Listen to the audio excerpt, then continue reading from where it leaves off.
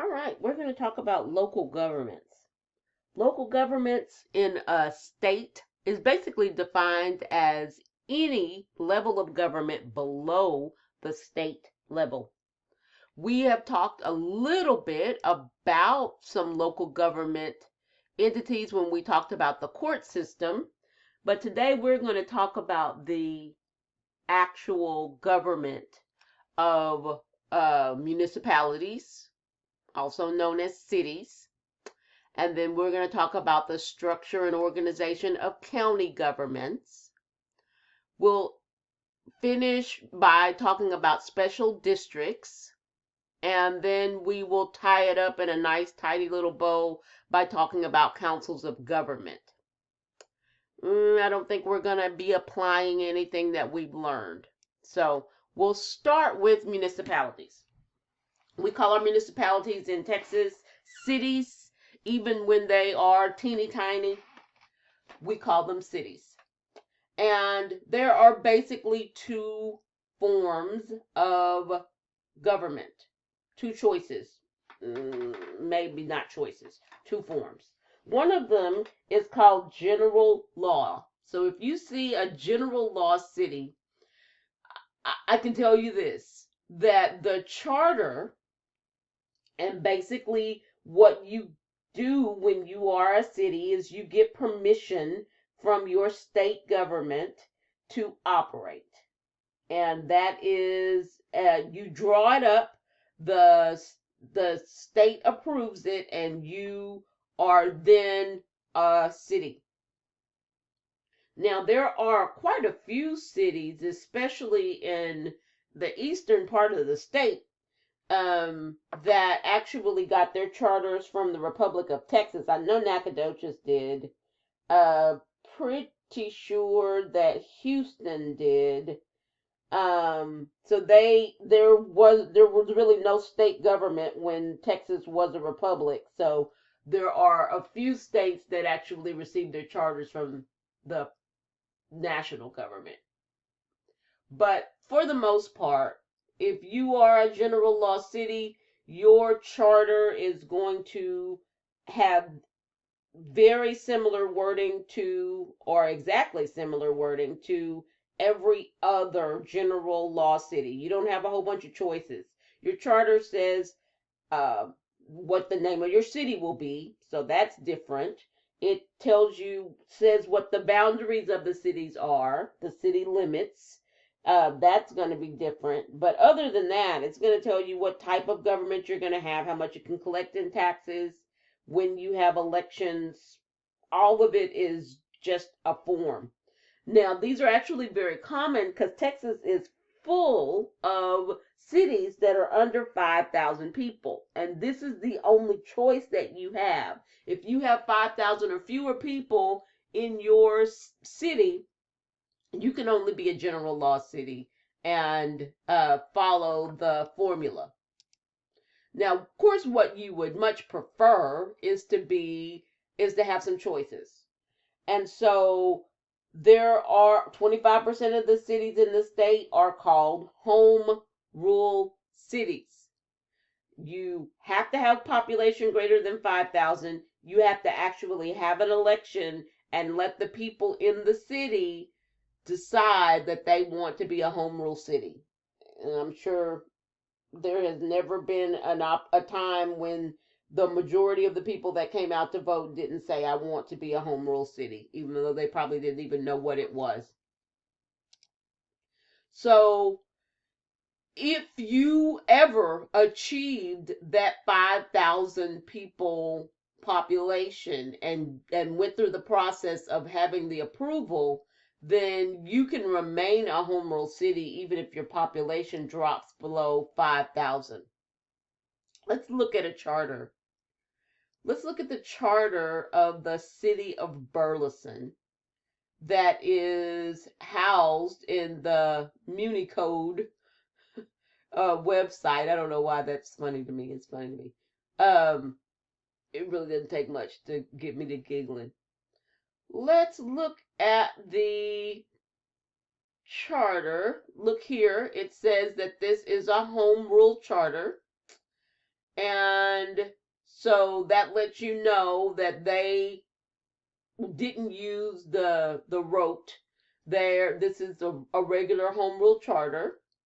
So they're going to explain that they are incorporated, and the name of the city is going to be Burleson, City of Burleson.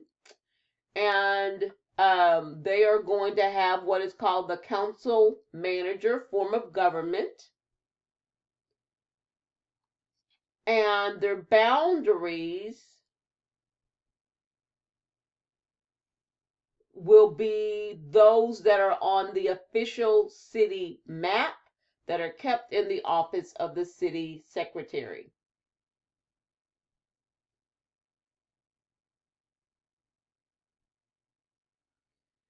So let's see here.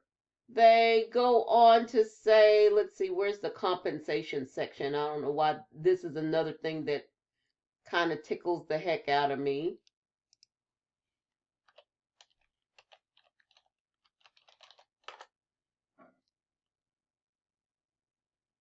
Compensation of members. It's in section 21 of the charter.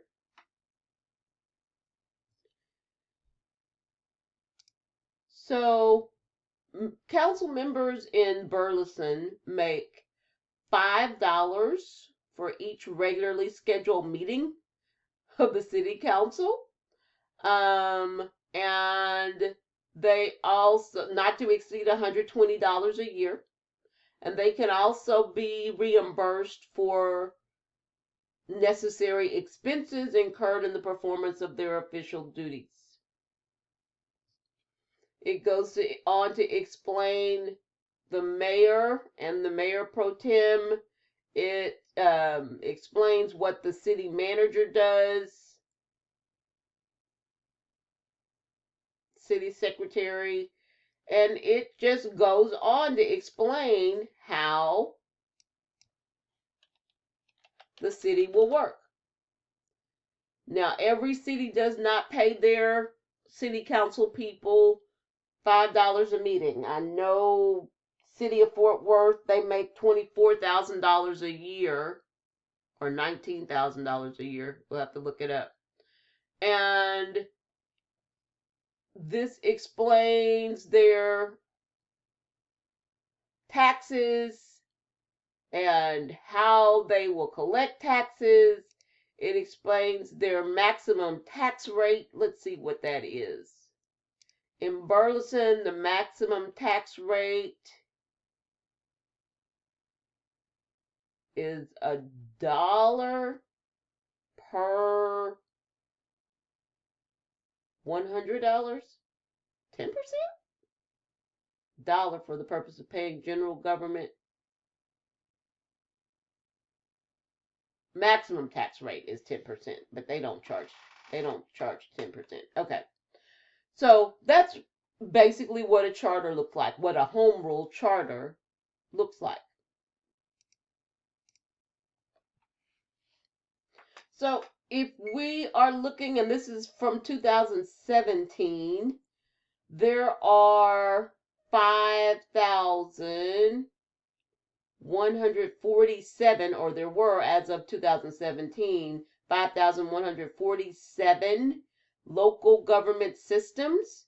We have 254 counties, and that is consistent. I don't know if there have been any added municipalities, but in 2017 there were 1,214. Special districts seem to keep popping up, but 2,600, and then 1,079 school districts. And we won't talk about school districts in this lecture. Well, that'll be chapter 12.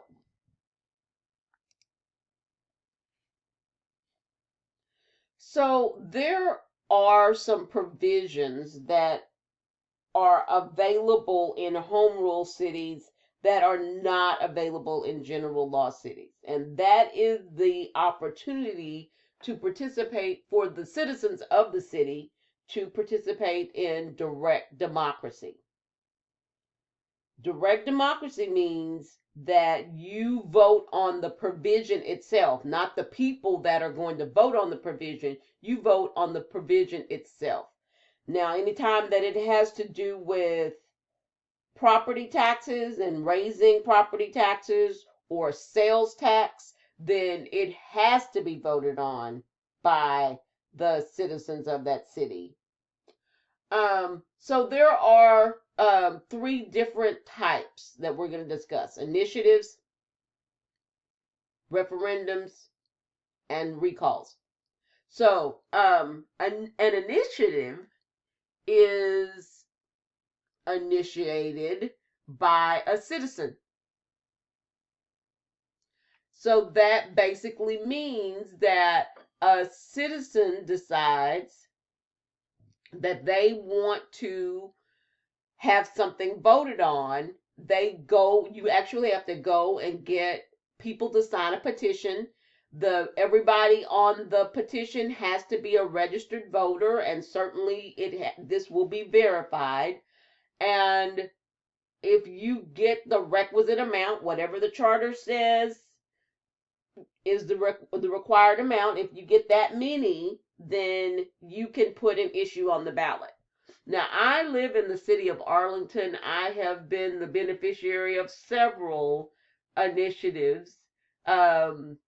People in Arlington seem to be very active. We had one to get rid of red light cameras before the state banned them.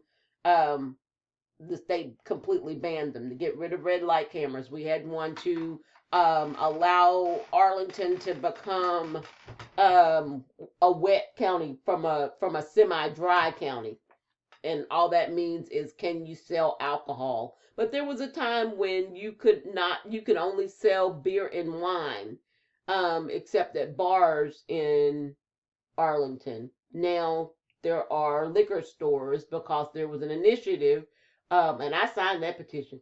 There was an initiative to change that part of the city charter. A referendum is started by the elected officials, so it's kind of like the process for amending the Constitution, the Texas Constitution. They actually get it together. They actually work on the proposals, and then they send it out to the citizens to vote on it.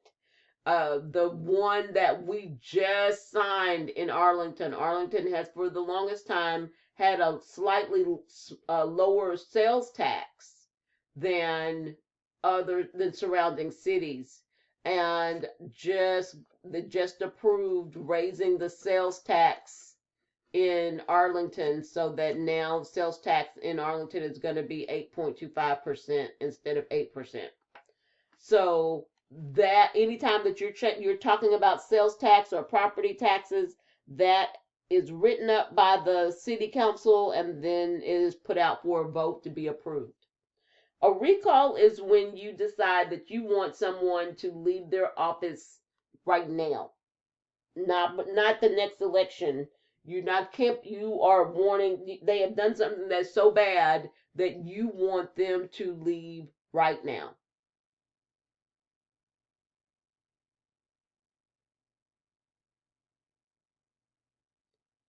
So this is Cibolo, and Julian Castro, who eventually became the mayor of San Antonio and ran for president in the Democratic Party this past year. He also served as the HUD secretary in the Obama administration. But back in 2013, there were people that were very, very upset. So basically what happened was Walmart wanted to locate in the city of Cibolo, and the people did not like the location. They did not want a Walmart in the middle of their neighborhood.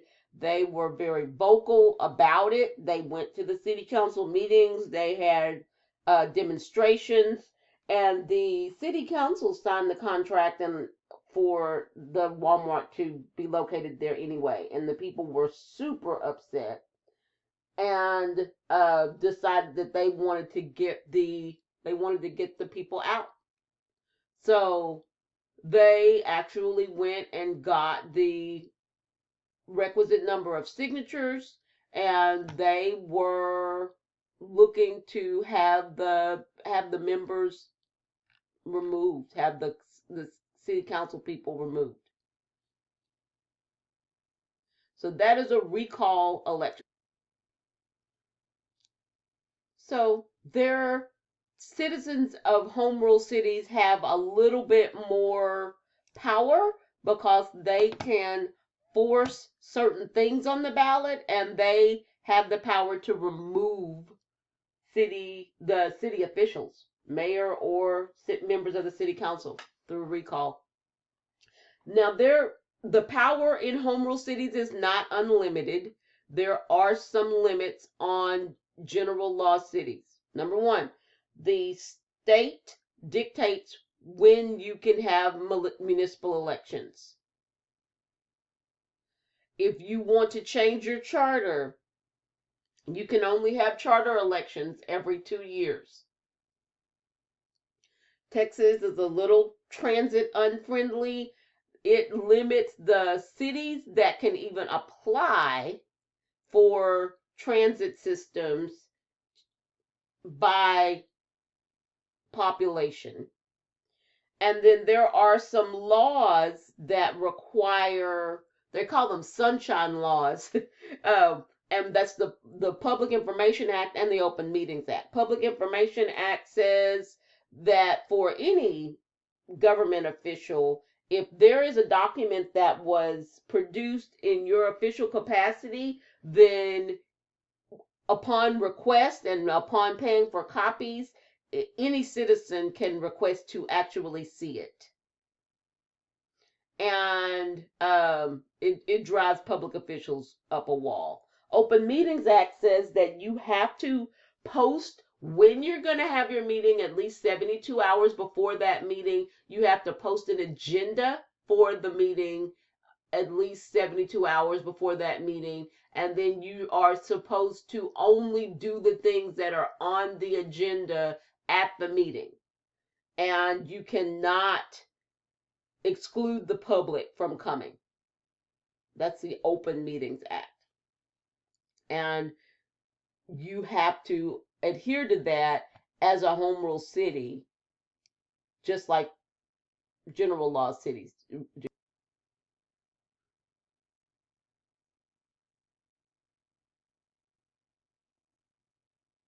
All right, so let's just talk about forms of government. So the choices are council manager, mayor council, and commission. So we'll start with council manager.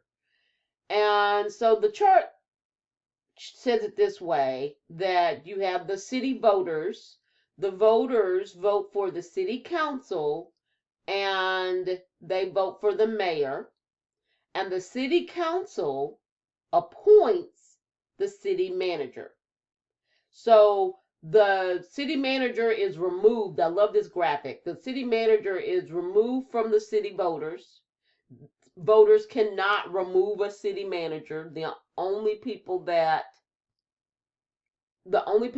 can are the members of the city council. They can fire the city manager, but that honestly doesn't happen very much. It is more likely that a city manager will retire than be fired. They just get in there and they stay.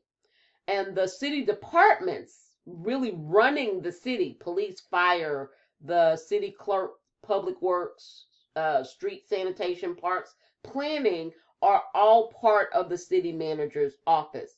So to be honest with you, the power and the operations are a little removed from the people. Now, this is the deal. City managers make really good money. I know that there was a city manager in Dallas that was making $400,000. The city manager in Fort Worth makes $320,000. In fact, I'm going to verify that.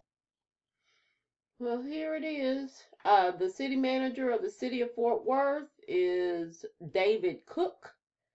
And David Cook makes $340,700 because he got a raise in November of 2019.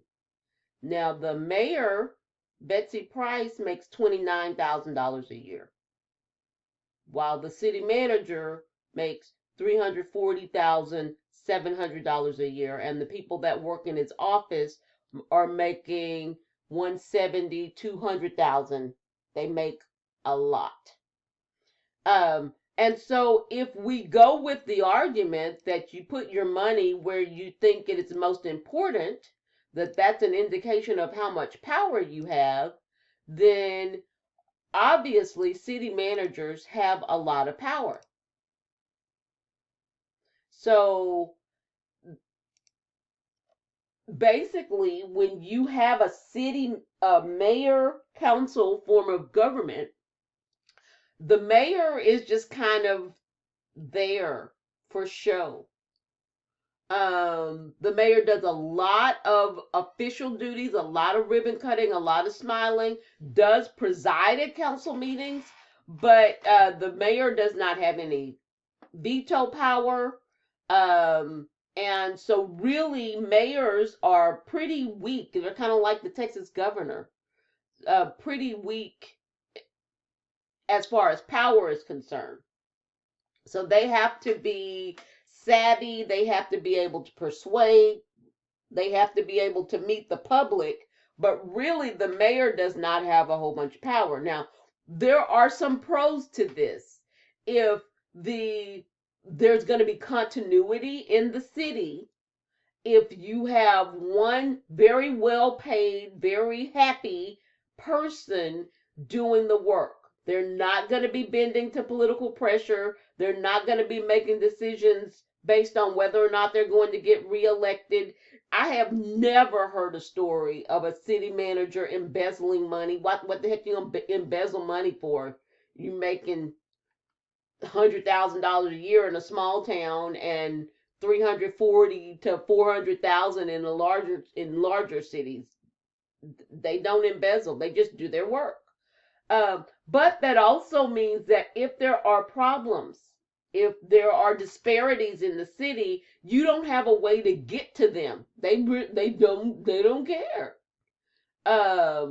because they are managing all of the big departments in the city, and they're gonna be there. They were there 10 years before, and they'll be there 10 years later. So unless they get a job in a larger city, city managers just stay.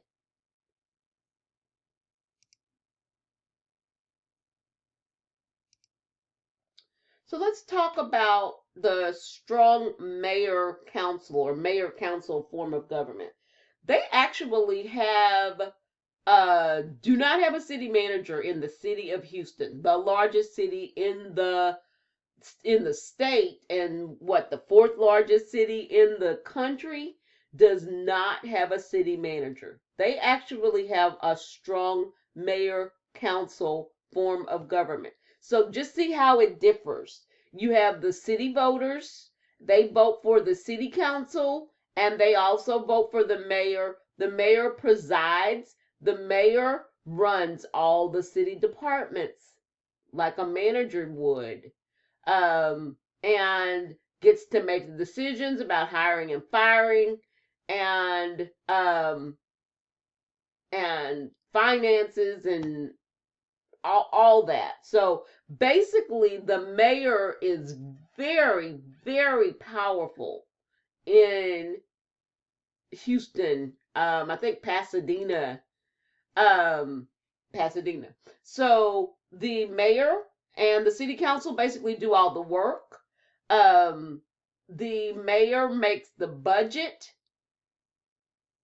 and is responsible for the management of the city, sets the agenda, proposes policy, and can veto decisions that are made by the city council. I, I still think that this is absolutely ridiculous to give an elected official that much power. Um, but this is the way that it is set up. There was a mayor in Houston. Oh, this has got to have been maybe 2011, 2012, somewhere in there. And the mayor was a member of the LGBTQ community, and she passed an executive order that required all of the churches, the preachers in the churches in Houston city limits, to turn over copies of their sermons. They had just passed an ordinance that said that you could not discriminate in the city of Houston against any members of the LGBTQ community. And she wanted to make sure that none of the pastors were preaching against it or saying bad things about it. And so she said, you turn over your sermons, we're going to review it and tell you basically if you can preach this sermon or not. Now, the preachers did not do it. They did not comply. And she finally withdrew the request, but that just shows you how much power she felt like she had, because of the way the city was set up.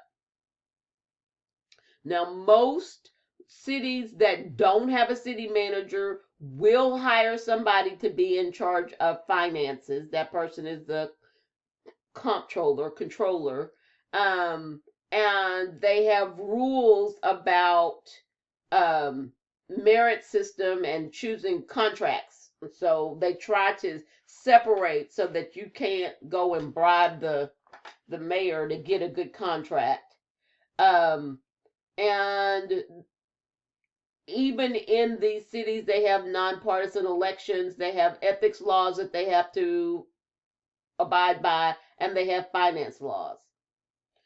There is, at least in theory, a form of government that is called the weak mayor council. And I mean, I don't know how anything gets done if that's because there's no city manager. The mayor doesn't have any more power than the members of the city council, no veto power. And so it absolutely makes no sense, because somebody has got to have the authority, and so it's just not very common. There are a handful of cities in the state of Texas that have the commission form of government. It was actually started in Galveston, and but Galveston doesn't have it anymore. And basically, you elect people to be over departments. That's the only way that I can explain it. They administrate departments, so you will elect a water commissioner, you'll elect a electric commissioner, a street commissioner, and they serve not only to run departments, but they also serve as the city council. So you usually have people with really good expertise running departments, but the problem is that when it comes time to make decisions for the whole city, they are not as aware of what the other departments are doing. They are real busy. They have a difficult time coordinating. So sometimes it is very difficult to get general things done in the city because they're more worried about their water department. So those are the four. We talked about the council manager form of government, the strong mayor, weak mayor, and commission form of government. All right, let's discuss elections. Elections in municipalities are always nonpartisan, meaning that when you run, you do not say, I'm running as a Democrat in Texas. There are some states where they do, but not in Texas. All city elections are nonpartisan.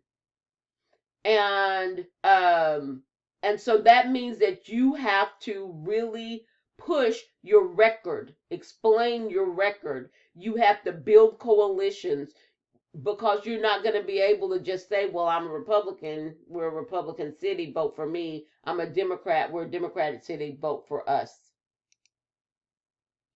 So elections in cities, there are a few choices. If you are a home rule city, you can choose to have at-large elections, or single-member districts. General law cities are always going to have at-large elections. So a pure at-large system, I always call this the student council model. Basically, you have a certain amount of positions. Everybody's name that is running is on the ballot. People vote for 6 positions. Say you have 6 positions on the city council, and the top 6 vote getters are the ones that are on the city council. That's a pure at-large system. Some cities elect to have place systems. I know the city of Forest Hill does this. My hometown does this. So instead of it being just random, you pick a place, and they call the word place. It has nothing to do with geography at all. You just, if somebody is serving in place 1 and they have been on the city council since 1969, then you don't run for that place. You pick another one. You pick one that's open or that's less competitive. And so it allows for new people to be able to get on the ballot, because it makes it a little bit less competitive for the incumbents. Now, what is very common in big cities, Houston, Dallas, Fort Worth, San Antonio, is to have single member districts. So they literally take the city and break it into parts. There are, in the city of Fort Worth, 8 districts, District 2 through 9.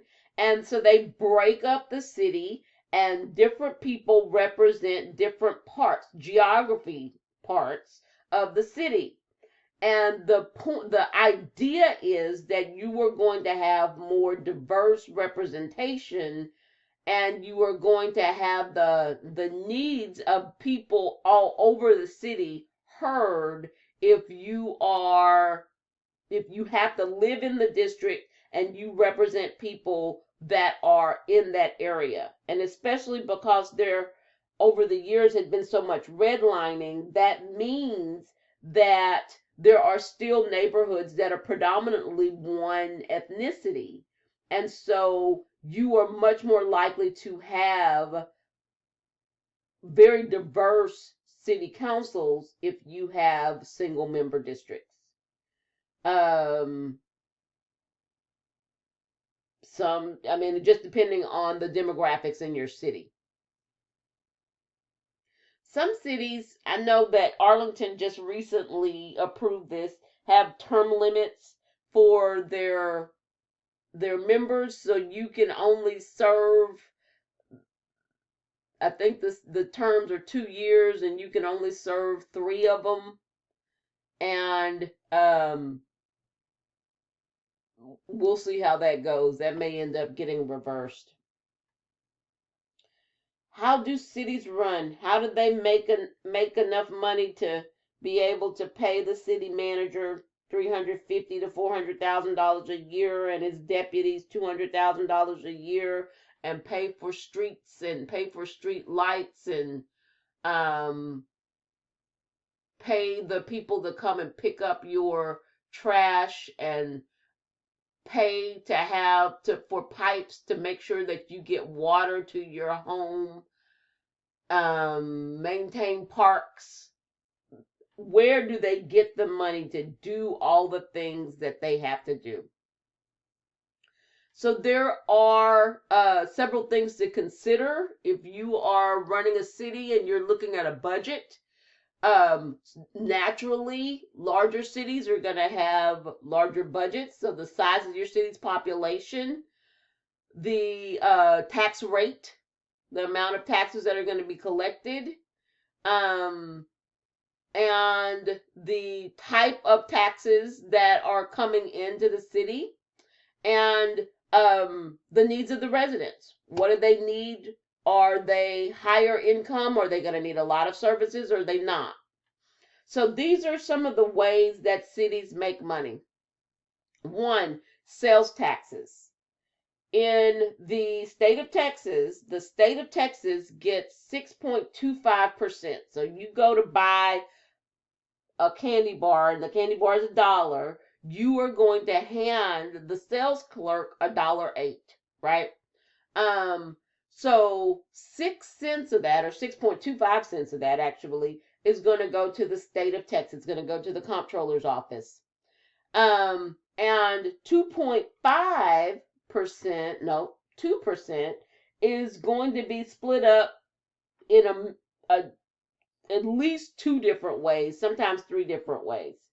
In Texas, our counties don't get any portion of sales taxes. So, like Fort Worth, they get, I think it's 1.75 for the city itself, and then the transportation system, I always want to call it the T, but that Trinity Metro is the new name of it. And then they have something for like a crime control. City of Arlington has forever been taking 1.75%, and they have not been dividing it up with anybody else, primarily because Arlington doesn't have buses. So no, except for the agreements that they have made to go between the campuses. So you can catch the Trinity Metro from South Campus to Southeast Campus, but that's an agreement that TCC made with with the transportation system directly. But I digress. Let's talk about other ways that cities make taxes. The primary way that cities make taxes is through ad valorem taxes. That's a Latin word that means at the value. It is basically a percentage of assessed value of real estate. Real estate is homes and buildings and land. So remember that we were looking at the Burleson City Charter, and it showed 10% as the highest tax rate. I know the tax rate is not 10% in Burleson. Usually, so they do it as a value, a percentage of the value of property. So of course they have to tell you how much your property is valued, and then they tell you what the rate is, and then you send them those property taxes for any property that you own. If the property values are lower, then usually the tax rate in cities is higher. If it is a city that has a lot of high priced and high value property, then usually their tax rate is lower because they're going to be collecting plenty. If property values decline, then the city loses quite a bit of revenue.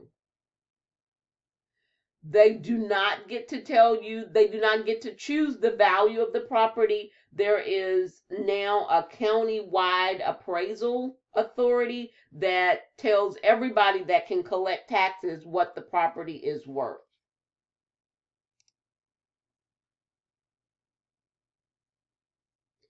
Now, at any time, the citizens of a city can initiate and get a petition signed to get tax rates rolled back. And that is always a fear of city officials because they need that money. They need the money. And so if the people are saying, well, our taxes are too high, then and they are able to get tax rates rolled back, then where is that revenue going to come from? And you still have to provide the services. Cities also collect money from user fees, water, sewage, garbage collection. Some cities provide electricity, and then there are public services like swimming pools, municipal golf courses. Some cities have ambulance services. Actually, 20% of city revenue comes from this source. Now, as you can imagine, right now, nobody's going to, well, they may be going to golf courses, but they certainly aren't going to swimming pools. They probably are not going very much to libraries. They are, and so a lot of the things that generate revenue for cities right now are not being attended because people cannot come out and go into public places and gather in public places. So cities are hurting for this type of revenue. There is a way for cities to borrow money, and that is through the bond process. If you've ever heard there's a bond election, what they mean is that the city is getting permission to borrow money. They sell bonds, people buy them, they and then they pay the money that they borrowed back in interest. So basically businesses and people act as the bank for the city, and they do this when they have big projects that they want to fund, and then they can get the money up front and then pay it back. The best kind are the ones where you are building something that is going to generate some income, and then it makes it really easy to pay those back. If you're doing it like from a street, the street's not going to generate any income. So you have to make sure that you have the money in your budget to pay and they usually are pretty low interest, but cities almost always pay. You just don't hear about cities not paying their bonds back, but they have to be approved. You have to get permission from the citizens to actually be able to borrow the money. So if we're looking at municipal revenues, just to finish this conversation off, 37% of revenues come from property taxes. 27% come from sales taxes after the comptroller sends you your money back, after the state takes out theirs. And then the rest comes primarily from fees and court fines. There are some cities that make quite a bit of revenue by giving tickets and issuing failure to appear, and so they generate revenue that way. City of Kennedale. And there are some that you know have been known as speed traps. So all of these are ways that they make money so that they can deliver to you all those sources. A lot of the budget is spent on providing services.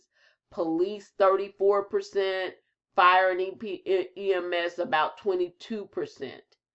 So finally, let's discuss trends, controversies, and issues in municipalities. Texas has pretty consistently seen population growth. Texas has always been a popular place for people to live in.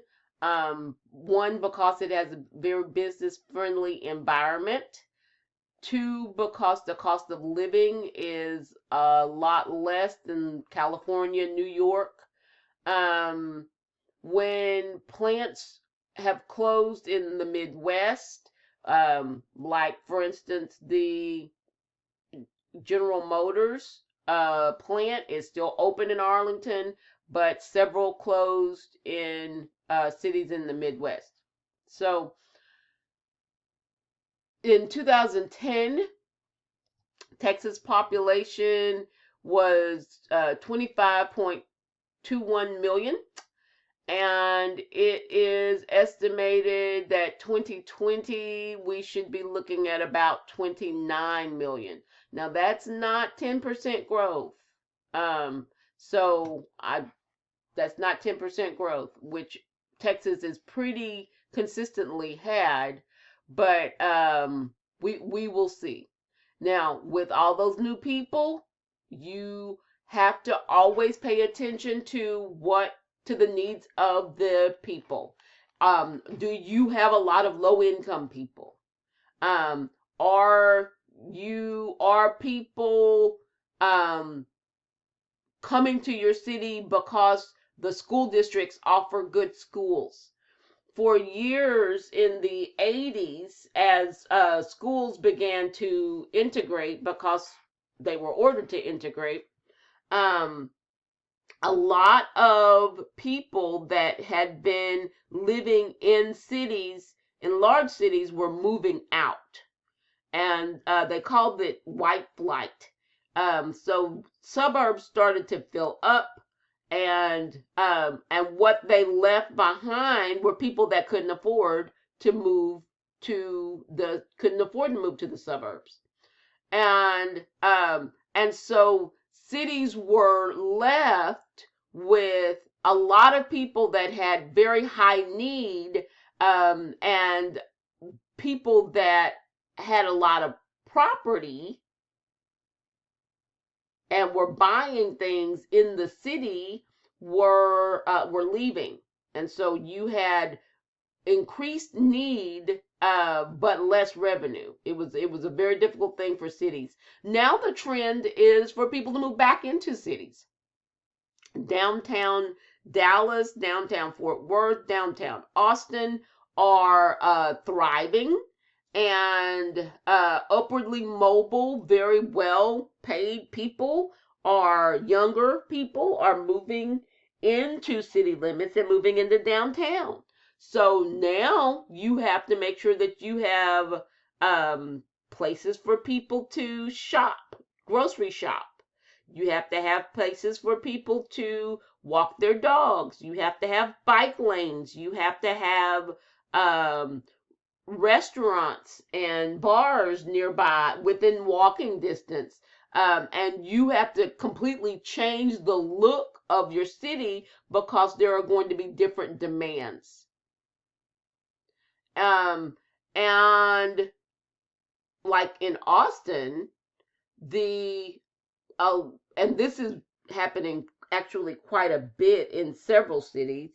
Um, People are moving in to Austin primarily because they are working for some of the tech industries, and they're looking for locations that are economical. And so on, it's called gentrification. So a lot of times the most economical places in the city are in those areas, those redlined areas where there were high minority populations. And so the you're seeing more upwardly mobile people moving into neighborhoods that at one time were considered undesirable, driving up the property taxes. And so then what is that doing? If you have been living in a home and you were living there because you were able to afford it, and now property taxes are going up, um, you are starting to see a lot of minorities leaving the cities and moving to suburbs. So, all kinds of issues that you are having to address if you are running a city. And one of the big things now, city of Fort Worth loves to annex. Let's just talk about extraterritorial jurisdiction. the state of Texas basically says that if there is area that is outside of your city limits and it is not in the boundaries of another city, up to, I want to say, 5 miles outside your city limits, you can basically lay claim. You can have the right to make these areas part of your city. Now, I used to live in Rendon. Rendon is part of the extraterritorial jurisdiction of Fort Worth. Even though it's right by Burleson, it's part of the extraterritorial jurisdiction of Fort Worth. So far, Fort Worth has not elected to annex Rendon. If a city decides that they want to annex you and you are in their extraterritorial jurisdiction, you cannot tell them no. Cannot tell them no. So what a lot of cities were doing, they would annex and then they would extend their city limits out, then they would annex some more and they would extend their city limits out. This is an excellent way to collect more revenue, more ad valorem tax revenue. And so think about that. You're outside of city limits where you're burning trash and you have a farm, and now all of a sudden you are in city limits and you have city ordinances that say that you can only have 2 pieces of livestock on your property. And so you're getting fined. And you're not getting any of the city services. So you're getting all of the pain, but none of the benefits of living within city limits. Well, the state of Texas did say cities, you have to give people at least 3 years warning if you are planning to actually annex them. Number one. And number two, you have to provide city services within a certain period of time. You can't just annex them and start collecting taxes and not go pick up their water or not run gas lines out to their property. You're going to have to provide the services that you provide to people that live within your city limits. And I think that may be why Rendon might be safe, because Rendon is just an interesting, eclectic little city where there are farms and there are large houses and then there are small houses and there's a lot of trailers.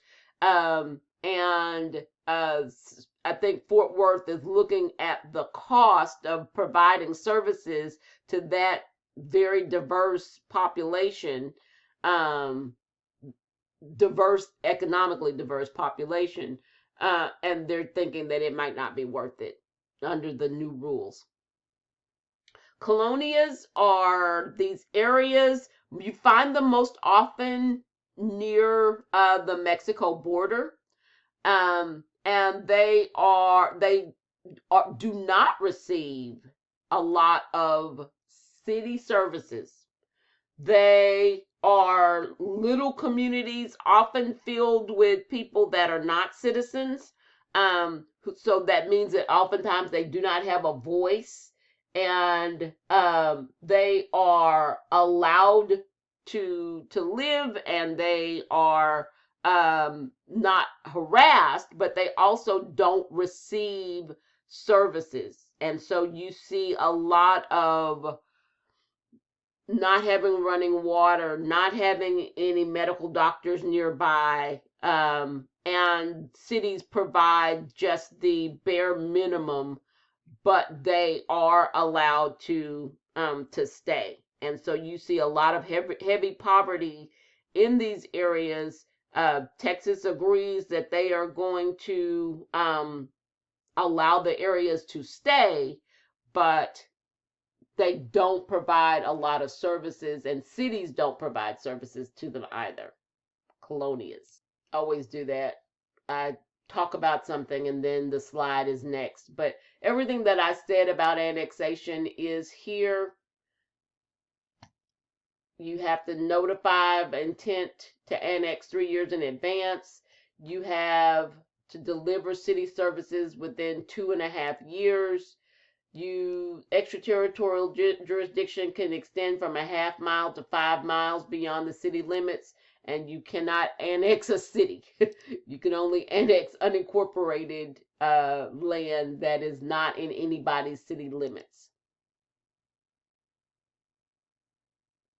I talked about urban decay and white flight and the differences in demographics shifts and what different services you have to provide. You go from providing senior citizen centers and rec centers to dog parks and biking trails.